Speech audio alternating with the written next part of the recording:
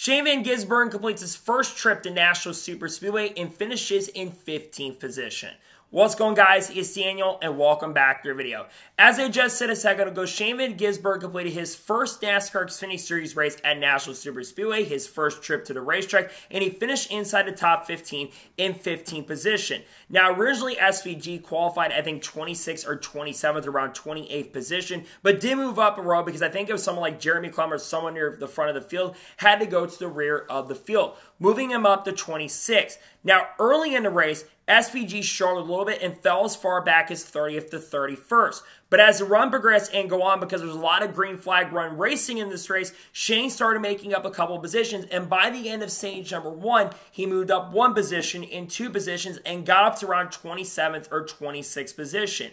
Then after pit stops at the end of stage number 1, he actually was up as far as 18th or 19th going into the next restart, but then faded back a little bit back to 21st and 22nd at the start of stage number 2, but he's able to make up the ground and got up as far as around 18th or 17th position by the end of stage number 2.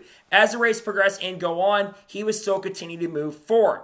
Then he unfortunately had a little bit of a bad pit stop at the end of stage number 2 and dropped from about 18th position back to around 21st or 22nd. Now, a couple drivers in front of him like Brandon Jones and Riley Hurts had some bad issues on their cars, and they faded back quite a bit. Then on the next restart, SVG would restart around 21st or 22nd and did fade back, it looked like a little bit, but as the run progressed and go on, especially on the long green flag run, he started moving forward and got up to as far as about 17th or 16th position. But then with around 50 laps to go, the first big incident of the race happened when Justin Allgaier, Chandler Smith, and Ty Gibbs crashed a little bit. Justin Allgaier made a little bit of a mistake, got a little bit aggressive, went too much and overdrove into the corner and got into Ty Gibbs, spinning him out and back in the outside wall. And Chandler Smith really had nowhere to go and got collected a little bit as well, but luckily none of them had terminal damage. But this took Ty Gibbs out of contention, basically meaning that SVG was going to easily get a position there after Ty Gibbs had the damage. After the final pit stops, Shane, I believe, gained a position or 2 on pit row and would restart around 17th or 18th position. And early in the run, he moved up to as far as about 15th or 16th. But he did fade back a little bit and dropped to around 17th or 18th position. But then eventually, he started moving forward. He got by Brandon Jones for a second, but eventually Brandon Jones was able to get him back. But then he started passing a few cars. He got around, I think, Brendan Poole at the time. Jumps up to 19th. Gets by a couple guys, moves up to 18th, and slowly but surely progresses up to the front. Then other guys in front of him, like Parker Retzlaff and Sammy Smith, start having issues and problems in front of him, and he jumps inside the top 15. And then, of course, at one point, I think Justin Allgaier got back by him. He dropped back to 16th, and I was really worried that he was going to start losing positions once again. But the one thing for him is that he started moving forward and started gaining ground once again and got up to 15th position, got by a few guys in front of him, and jumped up to 15th. He got very close to Tyler Reddick and was about to make a pass on him at the end of the race, but couldn't get it at the end. And coming off the final corner at the end of this race, Shane Van Gisbergen to pick up his 10th top 15 finish of the 2024 season and finishes in 15th.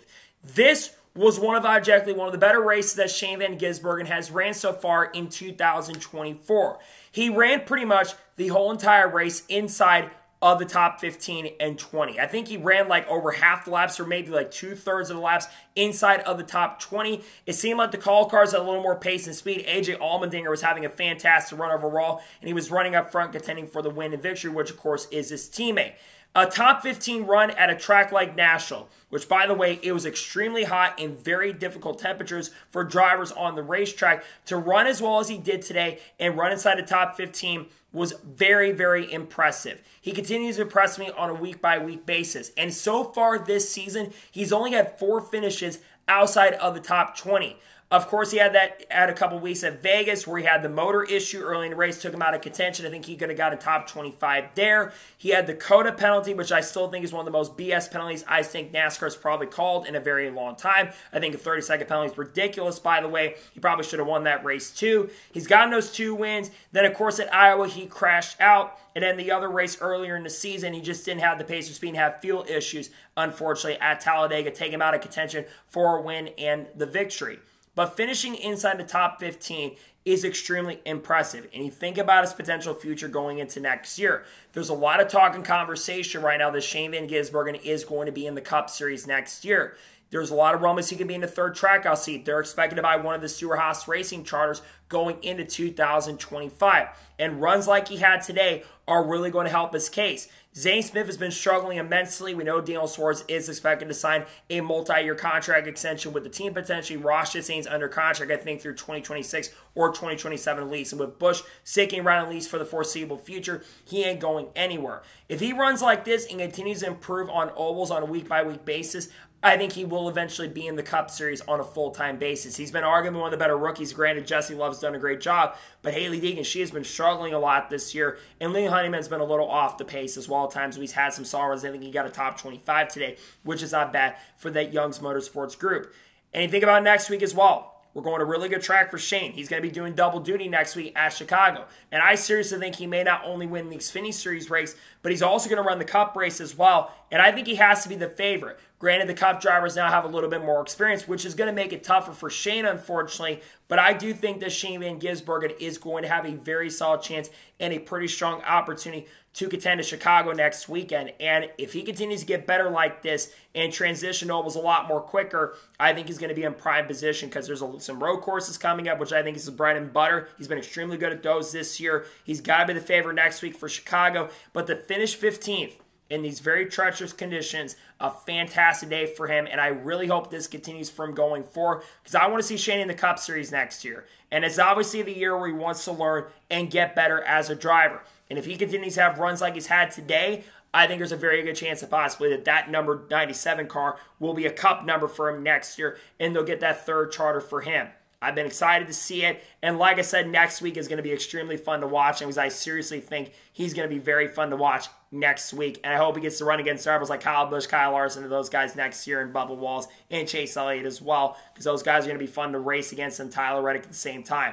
But nonetheless, it was a very impressive run today for Shane. He continues to get better on a week-by-week basis. It was a great day for him. Congratulations to Shane Van Gisbergen on a very solid performance, and good to see him finish inside of the top 20 once again and get a top 15. A 10th top 15 of the year. He's finished, I think only like 4 or 5 finishes, something like that, outside the top 15 this year. So he continues being very impressive in 2024. So that is going to be for today's special video on Shane Van Gisbergen. I want to thank you guys for watching. Please subscribe to the channel, notifications on, so if I win a video, it does go live on my channel. Follow me Twitter, Facebook, and Instagram, and support my Patreon as well. Link in the description below that, and comment your thoughts below on today's video. How would you rate Shane Van Gisbergen's performance today at Nashville Super Speedway? Let me know your thoughts in the comments below.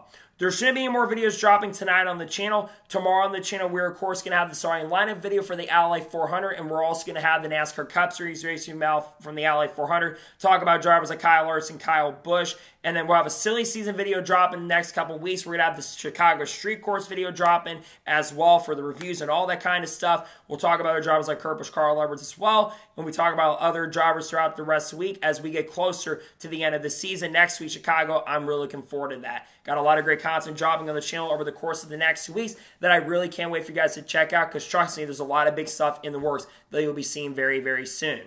So anyways, like I said, I want to thank you guys for watching today's episode, and I'll see you guys next time for more great, awesome NASCAR content and other motorsports content on the channel like this. Take care, everybody.